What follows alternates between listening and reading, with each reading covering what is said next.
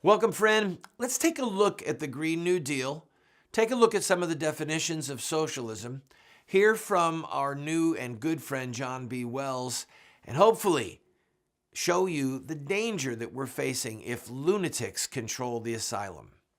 I'm Randall Terry. This is Voice of Resistance.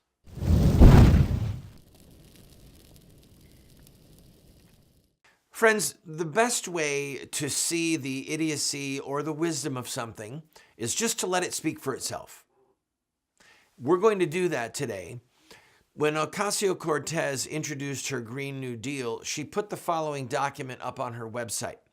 We are going to read from this document. You're going to be able to see it, and then I'll make comments along the way. Let's jump right in.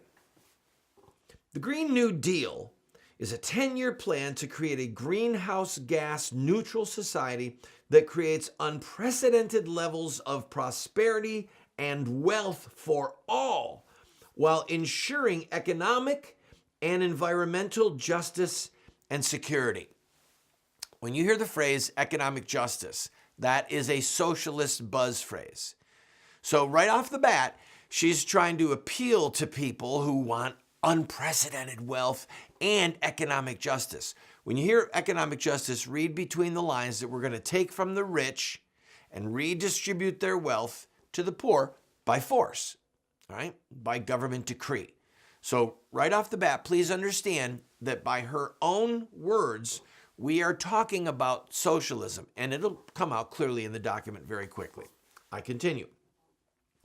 The Green New Deal achieves this through a World War II scale mobilization that focuses the robust and creative economic engine of the United States on reversing climate change by fully rebuilding our crumbling infrastructure, restoring our natural ecosystems, dramatically expanding renewable power generation, overhauling our entire transportation system, upgrading all our buildings, jump-starting U.S. clean manufacturing, transforming U.S. agriculture, and putting our nation's people to work doing what they do best, making the impossible possible.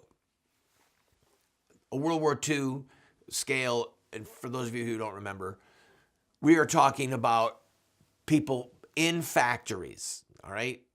We're talking about the women. What was the name of that lady? The lady who did Rosie the Riveter.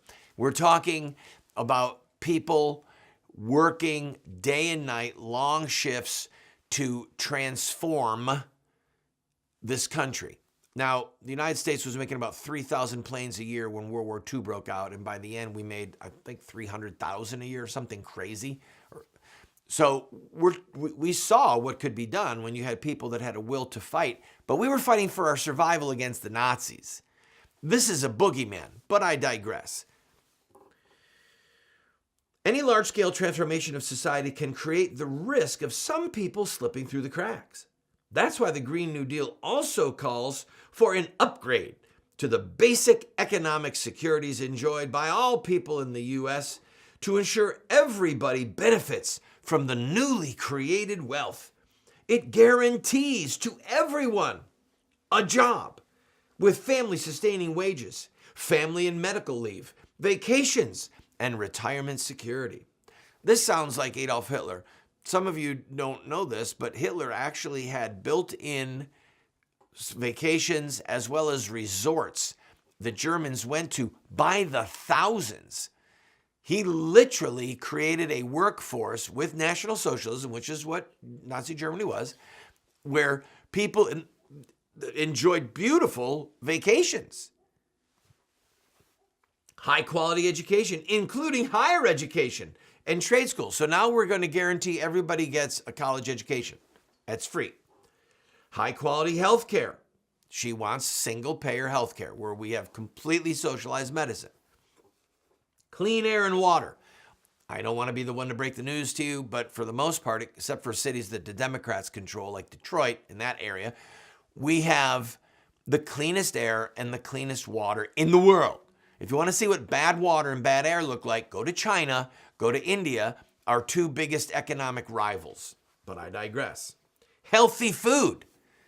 Are you honestly telling us that we don't have Whole Foods here? We don't have Kroger's and Winn-Dixie and Piggly Wiggly with really great food? Safe, affordable, adequate housing. So now everyone's got a house. An economic environment free of monopolies. All right, we don't have many monopolies in the United States anymore. We already have I believe it's called the Sherman Act, the Anti-Sherman Trust Act, where you are not allowed to have monopolies. Economic security to all who are unable or unwilling to work. And this, of course, is the core of socialism. If you can't work, you don't want to work, other people will work and they'll pay your bills for you. We already have that a good bit in our welfare state, but again, I digress. The frontline, should we take a break? Let's take a break. I'm going to take a break, and then we'll take a few more passages of the Green New Deal and an interview with John B. Wells coming up. Don't go away.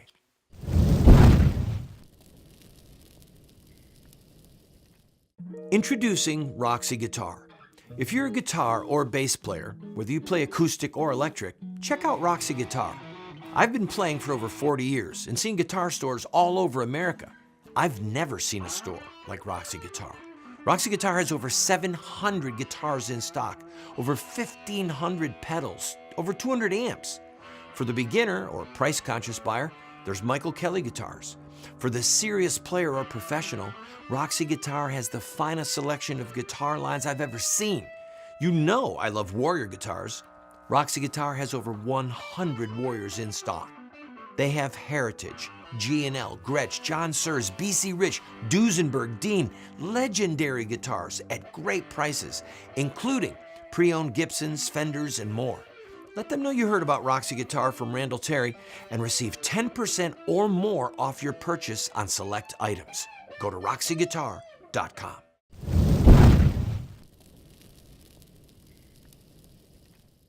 Please understand that what she's after is that whatever car or truck that you love and you enjoy that has gas or diesel is no more. It's gone.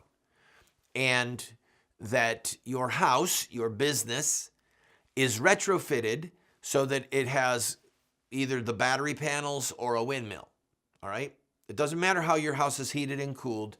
She wants to retrofit every building in America. Now, we should grasp the insanity of this at the front end. But there's a premise here that is faulty, and that is that there is some cataclysmic, horrible climate thing that's going on. She's clearly never been to Nebraska, clearly never been to Kansas. This is a girl who doesn't know what she's talking about. All right? This is somebody who has been deceived and is now deceiving. But let's continue. The frontline communities that are already facing the ravages of climate change. Do you see ravages of climate change in your community? Be honest. So there's a false premise here. There's a lie right at the beginning. The frontline communities that are already facing the ravages of climate change and pollution and working class communities relying on fossil fuel industries must be prioritized in any transformation of our society to a renewable energy economy. That's why the Green New Deal lays out a comprehensive plan that ensures training, investment, and the economic and environmental benefits of the transition to prioritize these communities that are most at risk. It was miswritten. In short, the Green New Deal fully tackles the existential threat posed by climate change by presenting a comprehensive 10-year plan that is as big as the problem it hopes to solve while creating a new era of shared prosperity. This is delusional. The cost of retrofitting all of these buildings and the cost of doing what she wants. I was watching a news program the other night and somebody started crunching the numbers. The cost would be, according to this one analyst, was $300,000 per person. They're owning the fact that this might be a $70 trillion project. These numbers don't even exist. It's not doable. In other words, it's a fantasy, it's a fallacy from the beginning. And then she has the gall to say it's going to ensure economic prosperity for everyone. Can you imagine the amount of work to retrofit every building in the country? What is the purpose of the Green New Deal resolution? The goal of the resolution is to define the scope, scale, and purpose of the Green New Deal.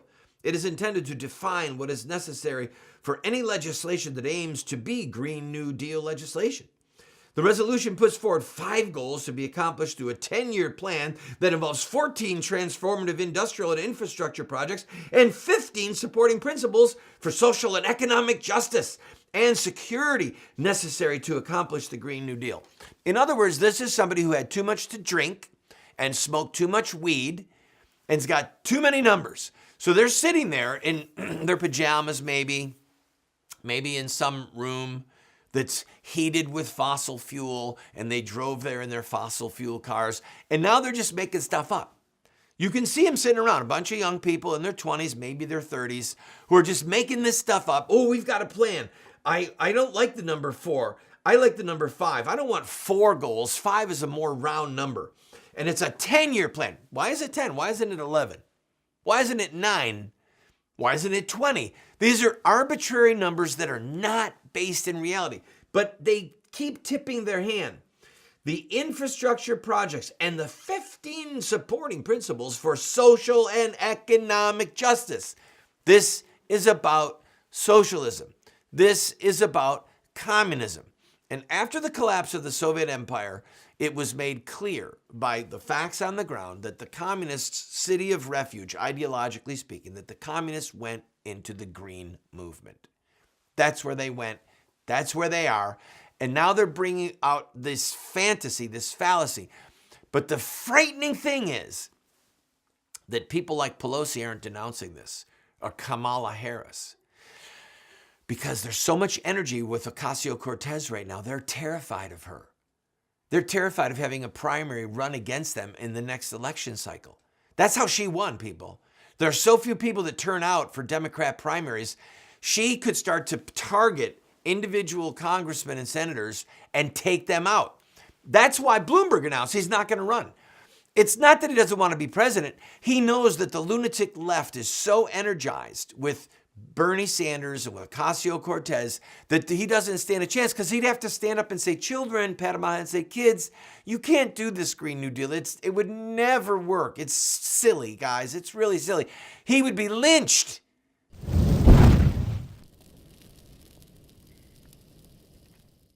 I also want to speak tonight directly to Muslims throughout the world. We respect your faith. Its teachings are good and peaceful.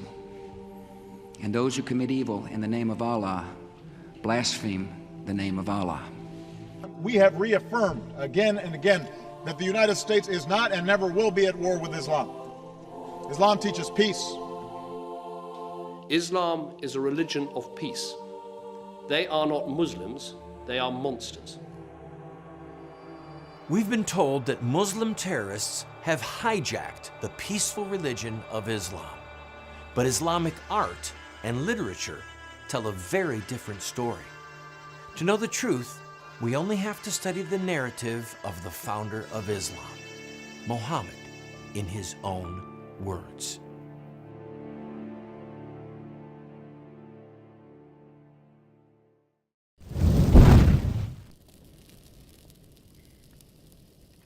Welcome back, friend. I recently had the joy of interviewing John B. Wells, and we went over on our time in the other show, and I thought, man, I just got to keep talking to him. So here is the final segment of my interview with him, and it's very germane to this topic. I hope you enjoy it. Friend, as I promised you, I was going to have one more quick interview with John B. Wells. I wanted you to hear his thoughts, and frankly, I wanted to hear his thoughts about Christians and voting and what to be on the lookout for. John, I am beginning a tour going after Christians who are in the Democrat Party as a starting point, as you know, and your program has been a tremendous help to me when I went up to New York and the upcoming trips that we have. But just go ahead and vent your spleen, bare your heart concerning Christians and voting. This may take a while, but I'll be brief. Set your clock to 5 minutes. Everything's been twisted. Look, the devil makes counterfeits. Evil does not create anything. Evil twists, perverts, or distorts something that's already been created. That's the beginning and end. Now, this thing here about this fellow, Peter Newell, UN's top children's rights official, has been jailed after pleading guilty to 5 charges related to the rape and indecent assault of children. Look, Nothing is but what is not. If we are not living in the great deception right now, it'll do until the great deception gets here, because every institution that we have trusted, all these political parties that we've trusted, talk about vote your conscience, vote for sure. But if the Democratic Party is going to be co-opted by the communists who are anti-God, anti-human, anti-American, why would you affiliate with that party anymore? This is not your grandfather's or your father's Democrat Party anymore. Yes. Leave. Yes. If you want something to go away, just quit buying it. That includes your church too. Get with the program and preach the gospel, or get off the pulpit. I come from a family of Democrats, both on my mom and my dad's side. And Me too. I broke rank and went into the Republican. And I've been a bitter critic of the Republican Party. But this last display of evil from the Democrats with child killing in New York, New Mexico, I mean, these people are crazy. They're demonic. They're literally demonic. And you know, that thing just got voted down in the, I guess it was the Senate. It was the Senate. They decided that the Born Alive bill, that medical treatment would be given to a child who was born alive. Mm-hmm. They threw that out, and some Republicans went with them too. If there ever was a time for a strong independent party candidate, it will be after the second term of Mr. Trump has been completed. But until then, we got Republicans and Democrats to deal with. If you don't like what they're doing, then get out of it. And it's not a personality contest. It's not a contest for who's going to be prom king or prom queen. It's the fate of the nation. Yes. And if this country goes, the rest of the world is soon to follow. What do you think about some of your buddies in the media? Say that again? Your friends in the media. What are your thoughts on some of the current drivel that we get out of the New York City networks? Well, I don't have any friends in the media. I really don't, because they needed a job. I asked the Lord to handle it for me, and he did. I've got this platform now. For those of you who don't know, John B. Wells is the host of Caravan to Midnight, which is a radio show. Which is a television show online, and Arc Midnight, which is heard on almost 40 radio stations around the country. And he's a great host. I've been on his show a number of times, and I love it. And I cannot encourage you enough to go to his website and look at the different people that he has interviewed, and then just become a member. I mean, it's on the cheap. And I love the genius of it, because you can say whatever the heck, I almost said the H word, you can say whatever the hell you want on your TV show, and no one's going to pull the plug. No advertisers are going to bail out on you. The only ones that can do that are the members, and as long as it's within context and we don't go over the top. In other words, I don't take license, because you can't ever tell who's listening. Right. So you want to be direct, but you kind of need to be. I go by German rules. You can say whatever you want, but you must be polite. Friends, again, caravantomidnight.com. John B. Wells, a tremendous host, a tremendous thinker. And I've been delighted to be on his program. And John, I'm honored to have you on mine. Any last thoughts for our viewers? It's just a pleasure and a privilege to call you a friend, Randall. And I admire what you're doing very much with bringing this child murder thing to the public view. It needs to be exposed just as it is. They can talk about the health of the mother. What are you talking about? Mental health, financial health? What kind of health are we talking about here? You are one of those crusaders on a righteous crusade to expose works of darkness. I mean, you are an Ephesians 5:11 guy. Take no part in the unfruitful works of darkness, but instead expose them. That's what you're doing, and my hat is off to you. It really is. Thank God you. bless you. I'm telling my Ed, I'm gonna go over just a minute or two. I want you to give one last word. I know that I said that was the last word. Here's the last word. A word of encouragement to young broadcasters, bloggers, writers, people who are trying to develop a YouTube channel or some online platform. A word of encouragement to the young that are going to replace us. And we need young people who've got brains and backbone to take our place. A word of encouragement to them. A word of encouragement to the young ones is this. The more flack you're getting, the more sure you can be you're directly over the target. As long as you don't take liberty and license with people's sensitivities and sensibilities, you'll be fine. As Oscar Wilde said, if you're going to tell people the truth, you must do it with humor or they will kill you. Well, it is possible to tell the truth. Now, he was a little tongue in cheek with that. The fact is that for every measure, there's a countermeasure. They ban you on Twitter, you pop up on YouTube. They ban you on YouTube, you pop up somewhere else. Eventually, because they're banning you for what you say, you know very well that you have a following. And as long as you're willing to take the lead, you will have people who are willing to back you up by following you. And you'll wind up with your own platform, doing your own thing, and speaking the truth as you know it to be. As long as you're not speaking what you're told to speak, yes, and taking money for it, you'll be all right. Don't sell out. Don't be a prostitute. Be a real journalist. Be a real truth teller. And don't worry about where the chips fall. Father's got this.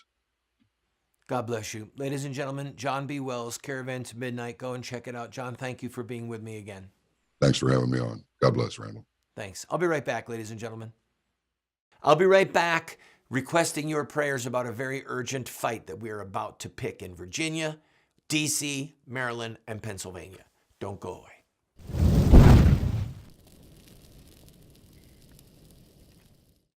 What Would Mohammed Do? Islamic Terrorism Explained is the best movie series documentary ever produced on the life of Muhammad and Islam. How do I know? Because it's what critics are saying. John Moore, radio host and author, said, "I learned more from What Would Mohammed Do about Islam and Islamic terrorism than I've learned from everything I ever read and watched in my entire life." Best-selling author Dr. Bill Warner said, "What Would Mohammed Do is the best movie series, TV production on the life of Muhammad and Islamic terrorism that has ever been produced." Friends, this is what the experts are saying. No one has ever done what we've done.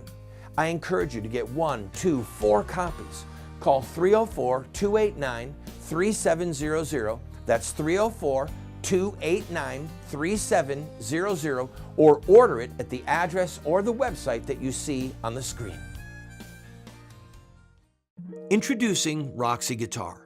If you're a guitar or bass player, whether you play acoustic or electric, check out Roxy Guitar. I've been playing for over 40 years and seen guitar stores all over America. I've never seen a store like Roxy Guitar. Roxy Guitar has over 700 guitars in stock, over 1,500 pedals, over 200 amps. For the beginner or price-conscious buyer, there's Michael Kelly guitars. For the serious player or professional, Roxy Guitar has the finest selection of guitar lines I've ever seen. You know I love Warrior guitars.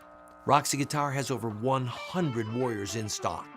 They have Heritage, G&L, Gretsch, John Sears, BC Rich, Duesenberg, Dean, legendary guitars at great prices, including pre-owned Gibsons, Fenders, and more. Let them know you heard about Roxy Guitar from Randall Terry and receive 10% or more off your purchase on select items. Go to roxyguitar.com.